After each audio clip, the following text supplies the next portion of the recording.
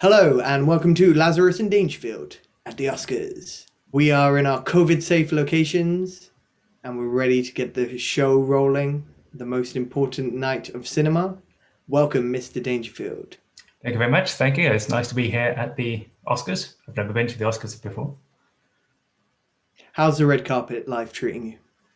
Well, I can't complain. All those photographers and people asking me questions. Yeah. It's natural. What are you It's standard. wearing? What are you wearing tonight? I am wearing my lovely kind of it's spring here. It's very very hot today, so I'm wearing just a very nice white kind of flowery shirt with a lovely bow tie and matching blue waistcoat. Love a good waistcoat. Love a good bow tie. Yeah, no, I don't wear these enough. But anyway, let's get the show rolling. It's always good to not stand on ceremony and get the ball rolling. We are going to be looking at the nominations for the 2021 Oscars. We've watched, I think we've watched all of them between us, but we've not both seen all of them. So I've certainly seen some, and Mr. Lazarus has certainly seen some. And we're going to go run through and basically talk about what we thought about the movies, and obviously some of the nominations for best actors. And we'll give our predictions of what we think might win. So, Mr. Lazarus, do you want to get the ball rolling? Which film do you want to talk about first? Or should we look at all of the nominations? Let's look at the nominations. So we have Nomadland, we have Minari, we have The Sound of Metal, we have A Promising Young Woman, we have Mank, we have The Father, we have Judas and the Black Messiah, and we have The Trial of the Chicago 7. So, as Mr. Dangerfield had said, we sort of dissected and sort of watched half and half of these. However, there was a big three. We'll come to the big three at the end. We'll focus mainly on the big three.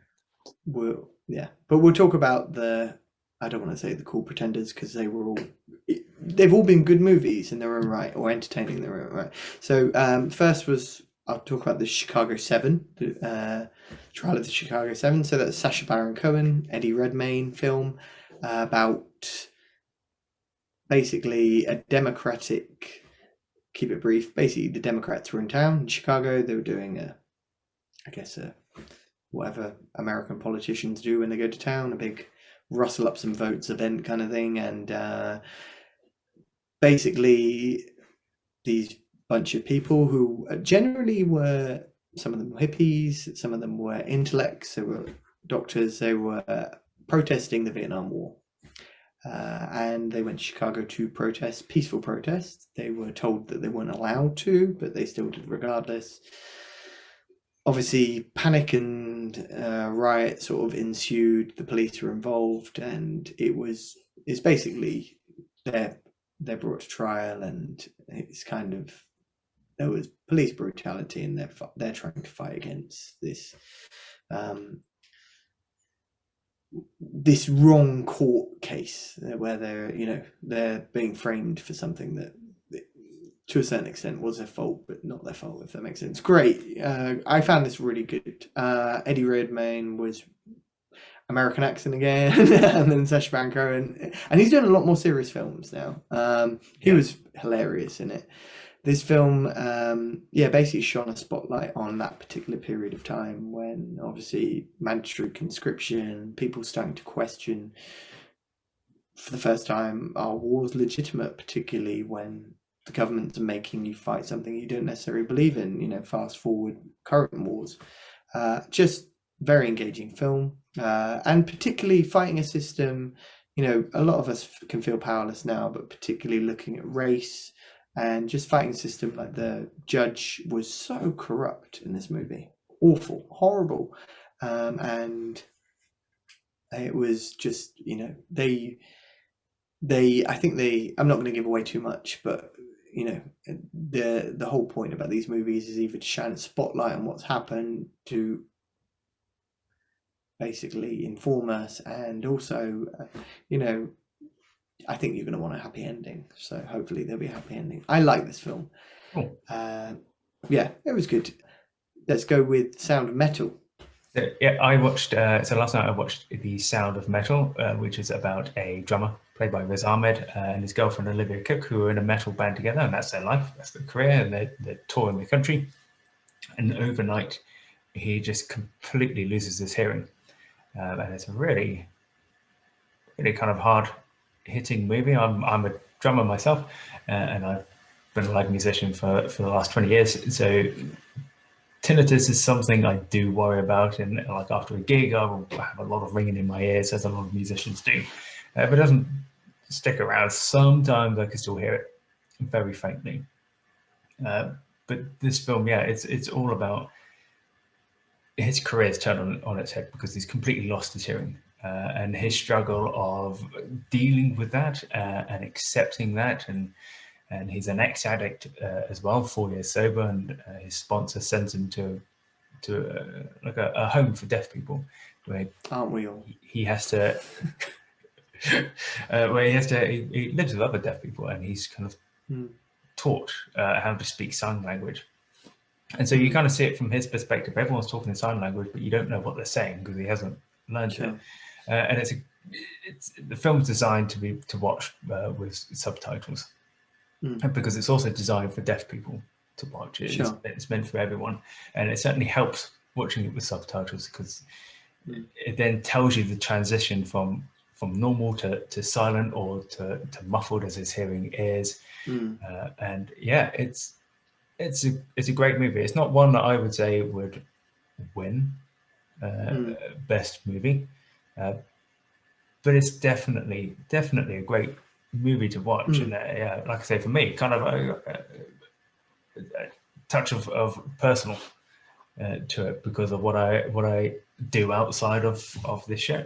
But yeah, absolutely great performance from Riz Ahmed, of his struggles with it. See, what I was interested in this film, being a big metal fan myself, or music fan, not a fan of this actor, so that put me off. But no, you make it sound like it's quite an interesting film to see. And there's definitely, I feel like there's been a theme this year in the Oscars. Everything feels like the plight of different people and their struggles, and I mean in a way of highlighting minorities, or highlighting marginalized, or people, you know. However, I don't think the next film's about that, but quite interesting. Mank.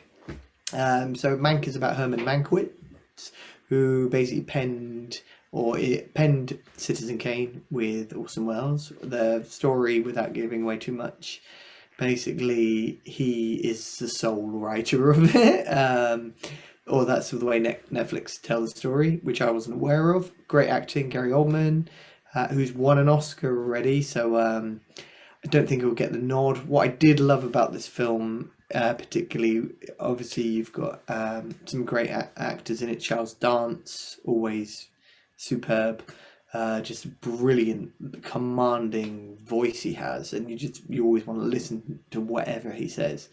Amanda Seyfried, who is Seyfried, I don't know how you say it. She was good in this. Actually, I did enjoy her acting in this. I'm not a big fan of her, but she was sort of a supporting role in it.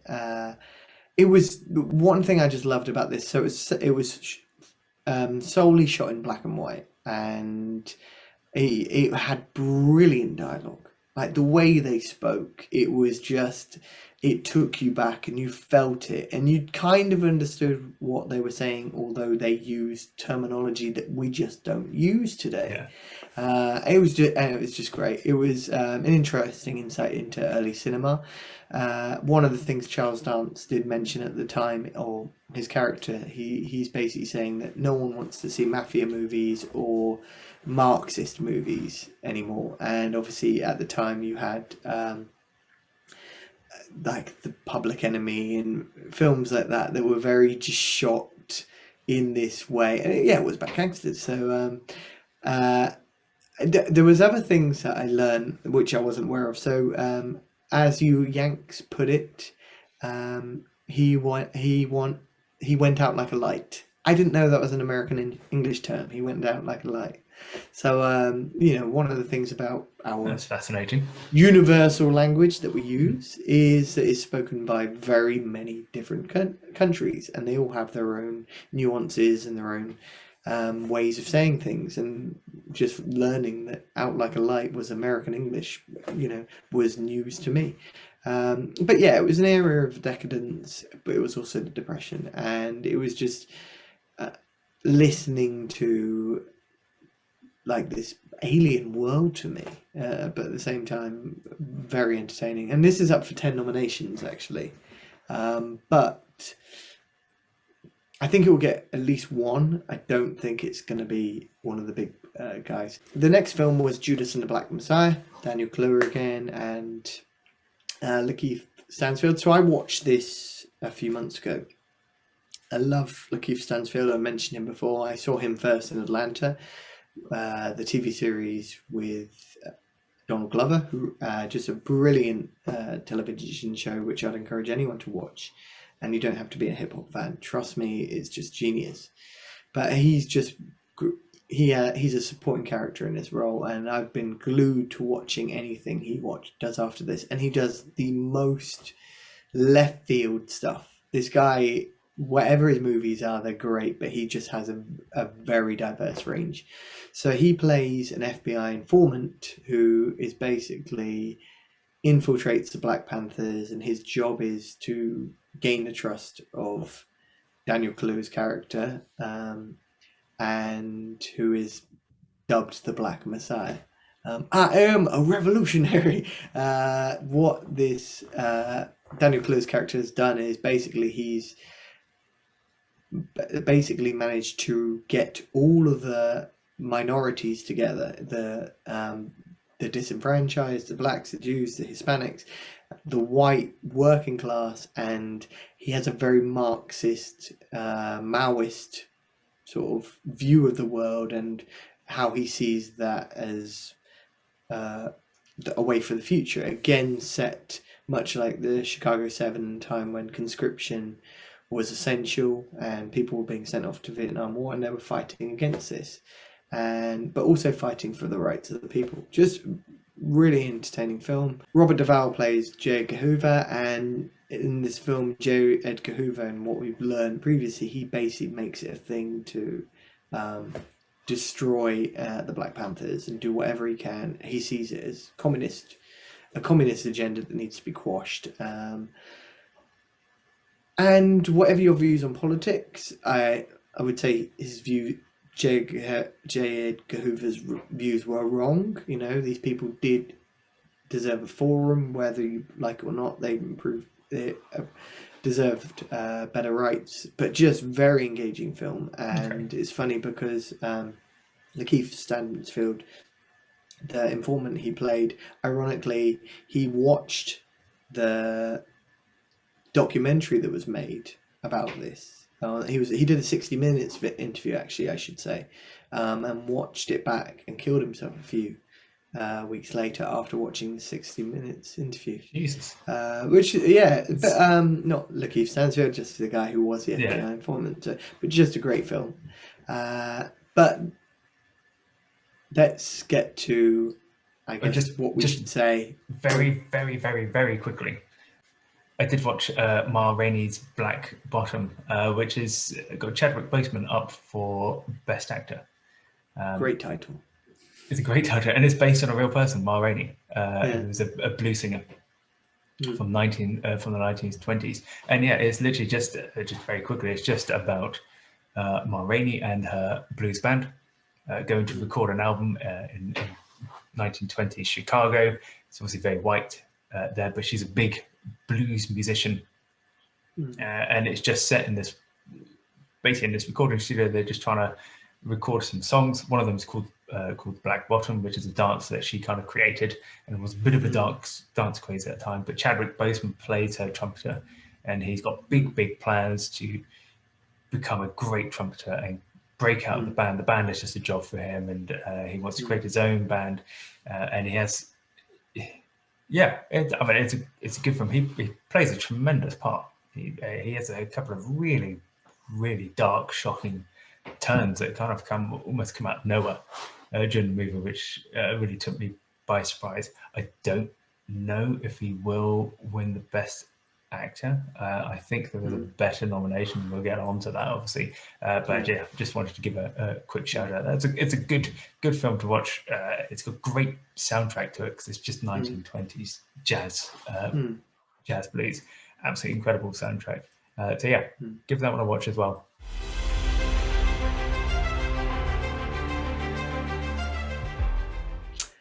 So let's get on to the big three, as we call it. So these are the three films that are tipped to basically run away with the most important prize, which is Best Picture.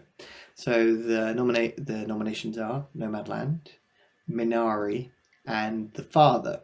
So if you've been following anything like the Golden Globes or the BAFTAs, Minari's picked up a few, The Father's picked up a few, and Nomadland's picked up a few. So it's definitely a free-for-all. It's still very much in the air who will win. But let's start with Minari. I want to hear what you thought about Minari, Mr. Dangerfield. I really enjoyed this film. I mean, basically, all three films I've gone in not knowing anything about any of them. I didn't look up what the synopsis was for any of them. I didn't even see any of the trailers. So I've literally gone in blind to all three. And I really, really enjoyed this film. I really enjoyed the struggle between the husband and the wife. Obviously, it's a South Korean family trying to create a life for themselves in America, and their jobs are chicken sexers, which I never really kind of thought about that as a job. This is something we should explain what chicken sexers are, by the way. The chicken sexers, yeah, they work in a factory, and all the chicks that are born, they pick them up and check if they're male or female, and they're separated. And that's their job. And it's not a job that ever kind of crossed my mind that people do. Yeah, there you go. But they do. But the struggle that they have as a couple trying to start, or as a family trying to start their life, and they've got their youngest son, David, he's got is it a heart problem, or was it just heart murmur? Heart murmur. And then obviously the wife, I can't remember the character's name, but she brings her mother over, and who won a BAFTA for Best Supporting Actress, and she was. But yeah, I really enjoyed this film. It was a really nice watch, really touching story, great writing, great characters, absolutely great characters. Yeah, I highly recommend it. No, Stephen Yeun was Walking Dead. If you've seen him as the father, the main actor, and you've got Yoon Yoo Jung, I should say, was the grandmother, and she won the BAFTA for. You're best off pronouncing their names. I will just mess them up. So, so Stephen Yeun, hopefully most people say that. Stephen. So, very, very, I would say, traditional, older Korean family. The father is definitely the patriarch, and it's sort of his rule goes. However, there are, particularly Yoon Yoo-jung won the BAFTA. She is the grandmother who's brought over to take care of the family, or David and the eldest daughter, I should say.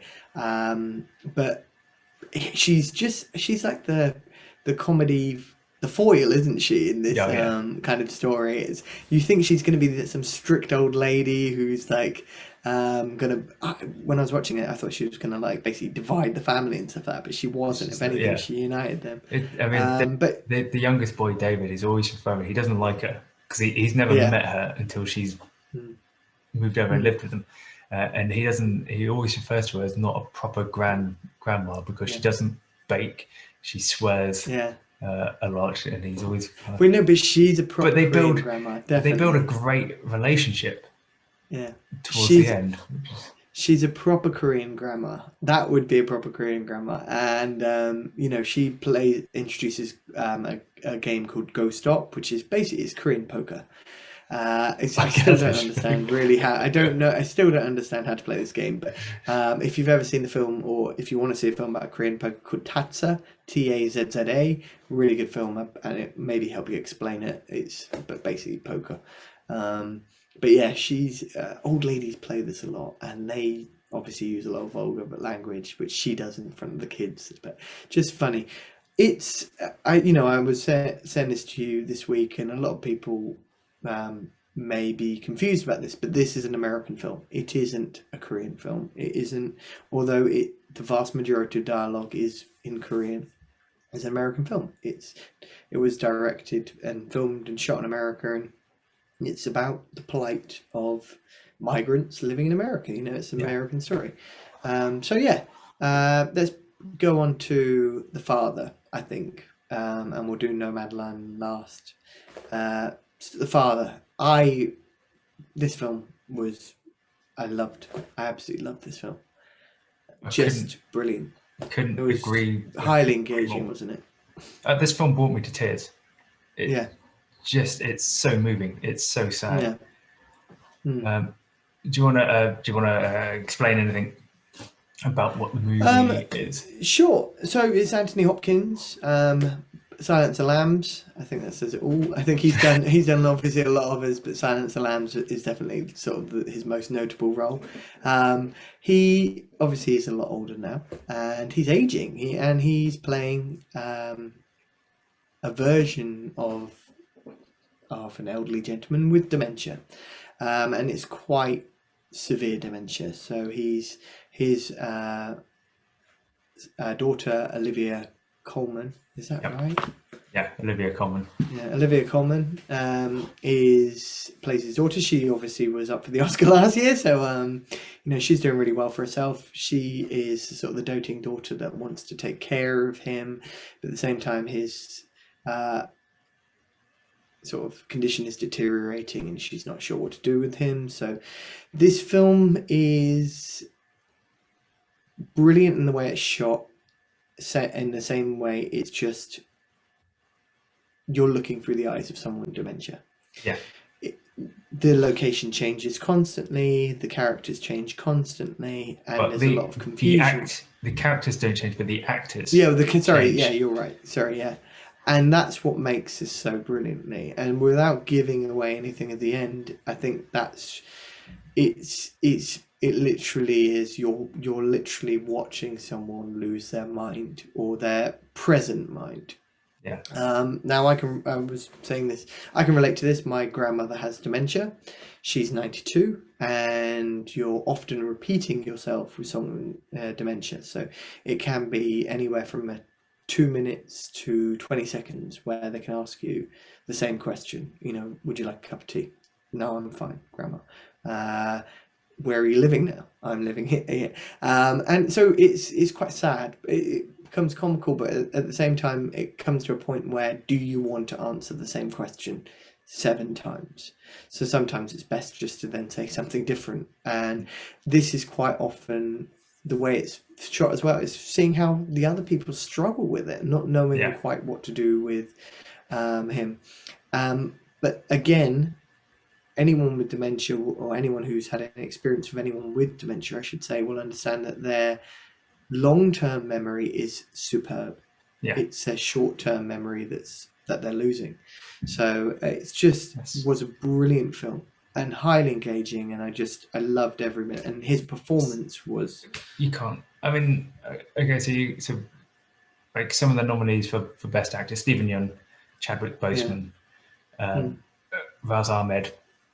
Yeah, they're all incredible in the movies that they did, incredible in their roles, but it just doesn't compare to how Anthony Hopkins played that role. It was just phenomenal. It was compelling, wasn't it? You believed him. You believed, And again, it's all set over a certain period, really, isn't it? And and you see the same kind of scene play out a few times, but you see it.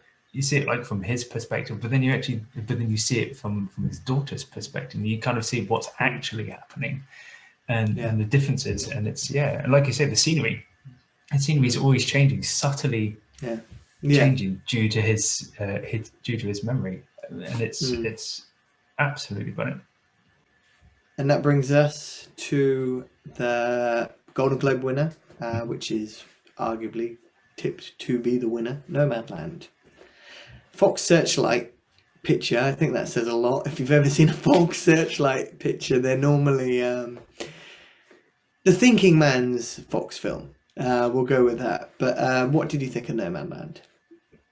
Honest opinion, I didn't think that much of it. To be honest, I watched it and I didn't really retain much of it. I just didn't think that much of the film. I know Frances McDermott leading it, and I believe she won the BAFTA for Best Actress.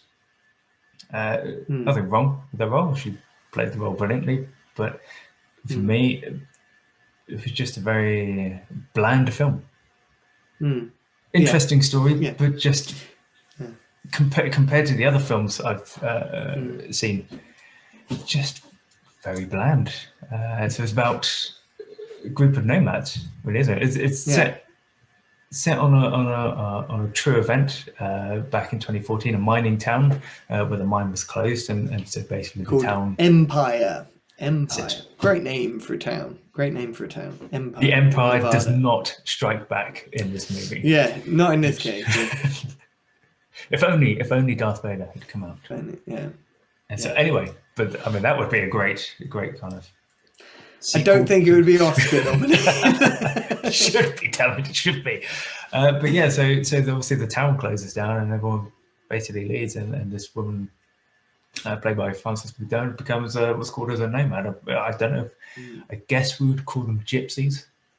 Well, she'd lost her husband, hadn't she? Her husband was the one that worked, and basically these towns existed where the industry propped up the people, so they provided a house, provided a life for them, and obviously when he died, they took care of her. But then when the business or the company, the industry folded, she was left with nothing. So hence then she became, like you said, a nomad or a gypsy. Yeah, but these people, they tend to travel from community to community, and wherever they kind of pitch up for a period in time, they will work locally, and then they'll move on to somewhere else, and that's basically the crux of the movie, following her story. It was, I'm not gonna lie, it's an interesting view. I was gonna say view. It's like we mentioned gypsies, and you could say that. I don't know. It's the plight of people, or a disenfranchised group of people that you're not necessarily aware of. You can look at where the mining, where car factories, Detroit. Where do people go when the jobs stop and when you've lost everything?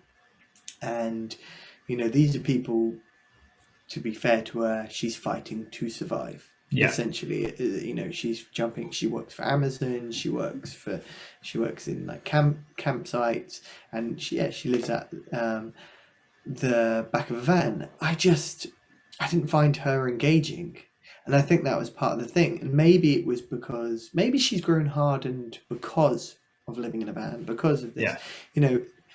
Chloe Zhao is the director of this film. I would say, is a fairly new director, and I think that's part of the reason why also taking on this project. And it's filmed well, it's shot well, has some amazing scenery in it, and there are real people in this film. The main character isn't, so it's one of these things that's shot as fact and fiction at the same time. But I just personally, it was one of these films that made me lose faith in humanity rather than gain faith in humanity, because I just, she had opportunities, but then at the same time, it's she's kind of grown accustomed to the life. I clock watched on this film. Yeah, I would agree. I'm not gonna lie, I clock watched, and I appreciate the story behind it. I understand why, and I can understand why people would find it engaging. But for me, it wasn't wasn't what I think it was meant to be cracked up to be, or what I would say it doesn't deserve the hype. Yeah, personally, I feel that way. All three films for me are three films that I, off my own back, would never watch if we weren't doing the show. I would perhaps see the synopsis and just think it's just not a film for me. But I'm really, even though I didn't overly enjoy Nomadland, and I personally don't think it should win the award for Best Picture, I'm still glad I've seen it. Yeah. And seen what these films are about and why they're nominated. Yeah. And and I would agree. I think all of the films that have been up in their own right have definitely been worth it. They've all been, particularly this last year, 2019, 2020. 2019 feels like the last real year of good films. And we look at last year, that was the tail end of 2019, wasn't it? And we haven't really, to get to 2021, and we are in this film, and we are in this world where there's this global pandemic, and this is what we've got. And I think people are suffering, people are struggling, and being able to highlight what's happened or what is happening, I think has been good. And that's definitely been the sort of the story arc of what the Oscars are about. But it's the Oscars. We have to have a winner. So myself and Mr. Dangerfield have we've had lengthy meetings, and we haven't. Yeah, I think it's evident what we think, but we have an envelope. Do you need a drum roll? Fanfare.